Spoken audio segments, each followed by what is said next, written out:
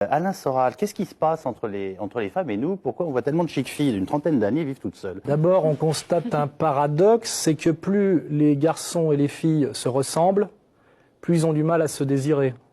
Or, aujourd'hui, le monde moderne, qui est essentiellement le monde du tertiaire, c'est-à-dire des employés de bureau, Ouais. a produit sociologiquement, puis anthropologiquement, une indifférenciation du masculin et du féminin. C'est vrai qu'on se ressemble plus qu'avant.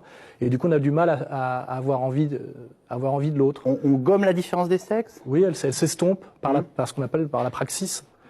Et cette indifférenciation crée un problème de désir. Et moi, ce que j'entends très souvent, c'est les femmes dire, quand on les écoute, quand les médias sont pas là, c'est il n'y a plus d'hommes. Hein.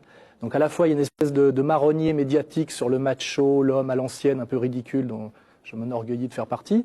Et en même temps, dès que les filles sont entre elles ou qu'elles ont bu 2-3 verres et qu'elles se lâchent, je dis il n'y a plus de mecs. La fille qui se retrouve à 35 ans, seule, qui n'a pas fait de gosse parce que elle a voulu faire d'abord une carrière et que finalement elle trouve pas le mec pour le faire et qu'il y a une espèce d'angoisse. Effectivement, l'horloge biologique de la femme tourne beaucoup plus vite, c'est une réalité.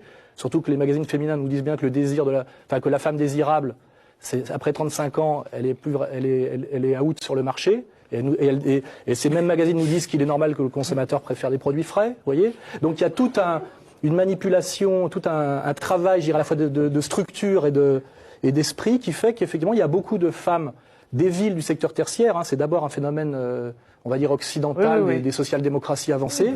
Beaucoup de Pays femmes seules industriels, riches. qui finalement, grâce à ce film, peuvent rigoler de leur solitude, qui, à mon avis, est plus tragique que ce qu'on le dit, et pas souvent une volonté. C'est un peu une fatalité, c'est-à-dire qu'elles ne trouvent pas. Vous voyez, on vous présente habituellement comme un personnage odieux, et en fait, quand on vous écoute. Vraiment. Non, attendez, il y a des choses intéressantes à retenir dans ce qu'il vient de nous dire. Et à commencer par plus on se ressemble, plus on se sépare. Je sais pas.